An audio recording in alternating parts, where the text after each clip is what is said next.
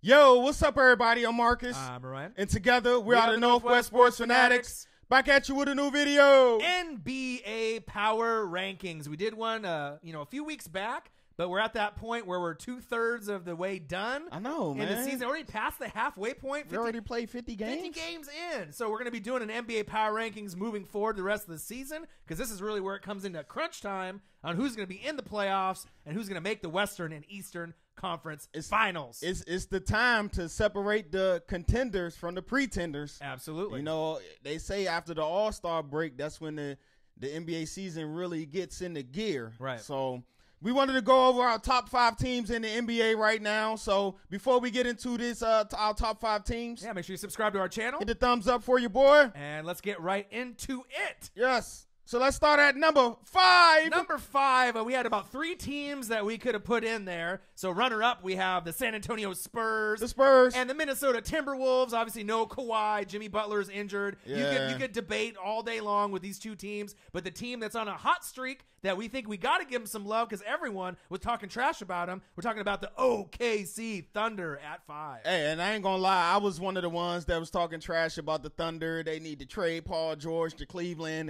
and saying all this and saying all of that. But look at them now. I believe they on a 9-game win streak.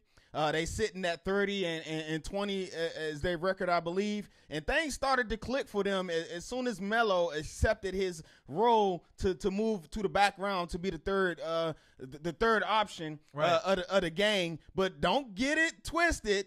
Don't you forget, Melo is still Hall of Famer. Absolutely. He still have scored 25,000 points throughout his career. Right. So he's a legitimate scorer. So at any given time, he can go off.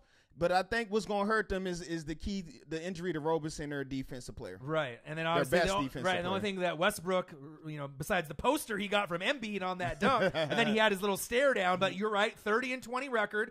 Steven Adams has been a key part, key cog in that offense. Yes. 13.8 points per game, 9 boards. He's almost playing like an all-star reserve this year. He's doing all the dirty work, getting the boards, cleaning the glass, getting the nice blocks.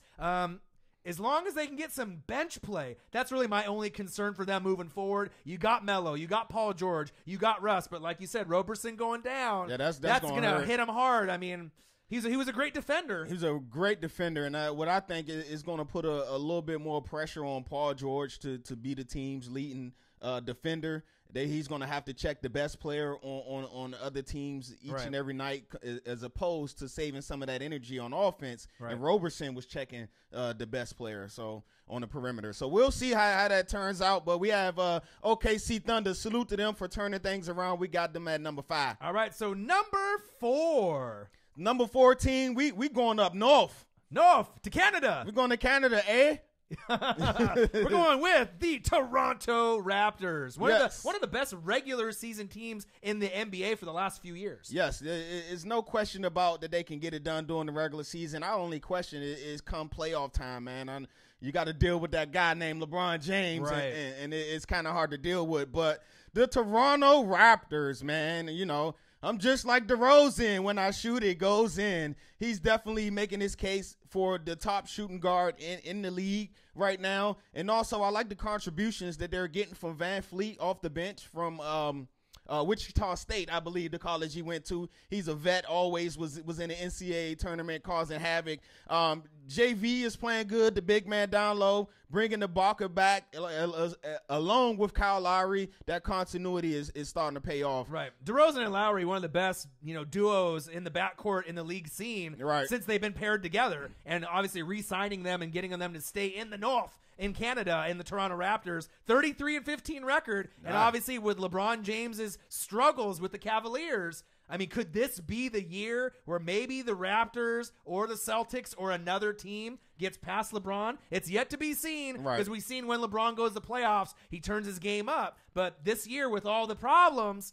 this could possibly be the year that maybe one of these other teams, like the Raptors, starts moving up. It's possible. We all know when LeBron sent out that tweet or that Instagram post that says 0 Dark 30. Yeah. You already know he's going into playoff mode. But definitely shout out to the Raptors. They having a definitely good year so far, and they're going to be in fight with the our number 3 team for that number 1 seed out in the East. Right. So our number 3 team had a battle with probably the best team in the NBA, the Warriors, a couple days ago, Right. just fell short. They've been one of the most consistent teams all year. More than likely, if it's not for the Cavs, will probably represent the Eastern Conference. Who are we talking about? The Boston Celtics. Hey, man, the Celtics, man, they definitely been making moves these last couple of years. So salute, Danny Ainge, he's been that's what doing I was big about to things. say. Salute to Mr. Danny Ainge, man, for getting that team right.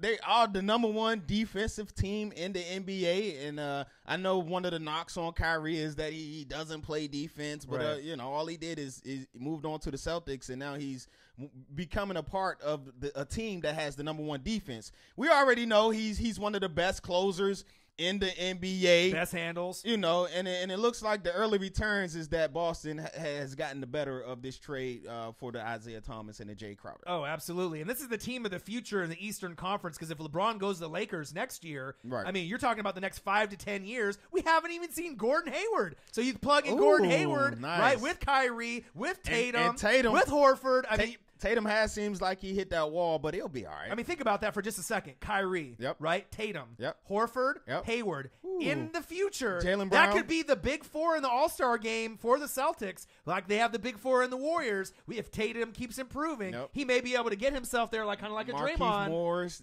Rozier off the bench. Right, Marcus Jaylen Smart. Brown. I mean, the list goes on and on. Ooh. Brad Stevens is doing an Hey. excellent job, and I honestly feel this could be the year the Celtics overpass, you know, the Cavs and LeBron. I mean, LeBron is LeBron. Right. He's the best player in the NBA, but as far as a team atmosphere, From what we've been seeing so far, I like the Celtics overall as a team right now, representing the Eastern Conference compared to LeBron, but we'll have to wait and see if he proves me wrong. well, LeBron is LeBron, but Absolutely. So shout out to the Celtics. They sitting at our number 3 team. So let's go to number 2. All right, number 2 is a team in the Western Conference that maybe has exceeded expectations to a certain degree. We knew they were going to be good. Once Right. they got CP3 to come along, they already had a decent roster. So who are we talking about? We're talking about the Houston Rockets. With James Harden. H-Town. Okay. So the Rockets, man, they've been dealing with a lot of nagging injuries as of late. CP3 and Harden and Capella.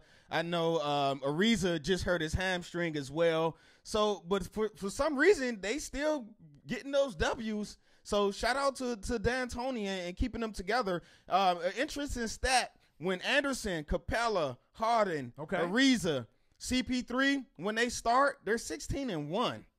Biggest threat to the Warriors this year, It's nuts. hands down, besides the Celtics in the Eastern Conference. Houston's played them, I believe, twice so far. Yep. I think they beat them twice. Yep. So, I mean, 2 we're- W's. but if we're talking about a 7-game series, it could be a totally different story. James Harden is still the best one-on-one player, I believe, in the league right now. When he gets his ball in the hands, little step back, drop step, going to the hole. He knows how to draw the fouls Yeah. better in the NBA than anyone else. And I think we underrate him as a playmaker or passer as well. Oh, absolutely. I mean, look at it, dude. Last year he played point guard, and look how good he did. This guy can play point guard, shooting guard, small forward. Yep. He's very versatile. And like I said, with CP3, him and the collective unit, Capella, Ariza, Yep. this team could give the 16-1. Warriors a 7-game series all the way to the Western Conference Finals if they both get there. So get well soon to Ariza. Ever since he was on the Wizards, he's always been one of my favorite players.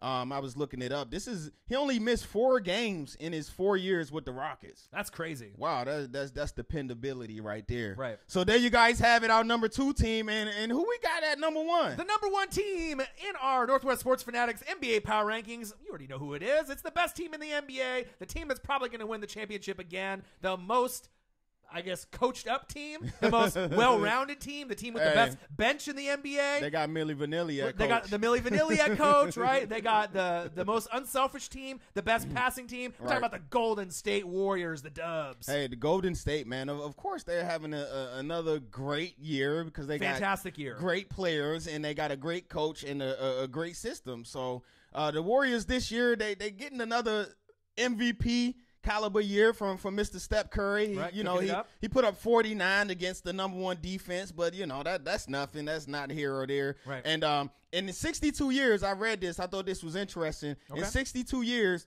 it's only been 2 players that missed more than 8 games All right. and won the MVP, and that was Luke Walton. He missed 24. Bill and- Walton. I said Luke Walton. I'm thinking Come on, bro. I'm thinking about Luke. That's because LeVar Ball, I man. know, He I got gotcha. me. All right, yeah, I know you got me. That's what the Fanatics Bill do. Walton for the Blazers. All right, so Bill Walton for the Blazers, right. and Allen Iverson, he missed 11 games. Okay. So this year so far, Steph has missed 15 games. Okay. And he's on pace right now for 50% field goal percentage, 40% three-point percentage, and 90% from the free throw line. Yeah, 49-point season high against the Celtics. That was probably the game of the year, right. or one of the games of the year. Oh, and we got to put Chef Curry in the MVP with the discussion. shot, boy. In the beginning of the year, I thought Kyrie hands down the storyline. He was playing good. I think you got to scale back Kyrie, and obviously you got LeBron and Steph. Kind of coincidentally, they both were the NBA, vote-getting, leaders as far as the All-Star and the All-Star ballot, as the captains. Right. So I think those two are kind of the front runners. You could probably say James Harden. Russ is starting to kind of get into a groove. Russ doing his thing right now. Right, and then we'll have to see if he can average a triple-double again for the season. But you got to put Steph Curry in that consideration. 40-10 record, the best record in the NBA. Is it any surprise? I mean, we're talking about best coach. You got a great GM. You got a great owner. You got the great bench. You're the most unselfish team, the best passing team. You got the deepest bench. I mean, do I have to keep going on? One of the best defenses. Right. Top 5 in defense and offense. Right. So Steph Curry, Klay Thompson, Draymond Green, Kevin Durant.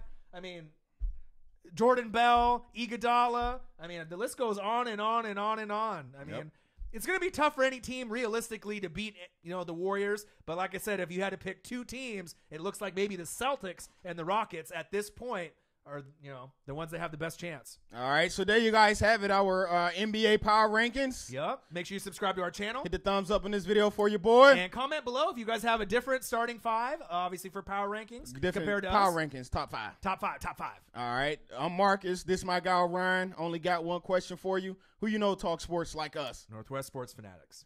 Anybody going to beat the Warriors? Hell no.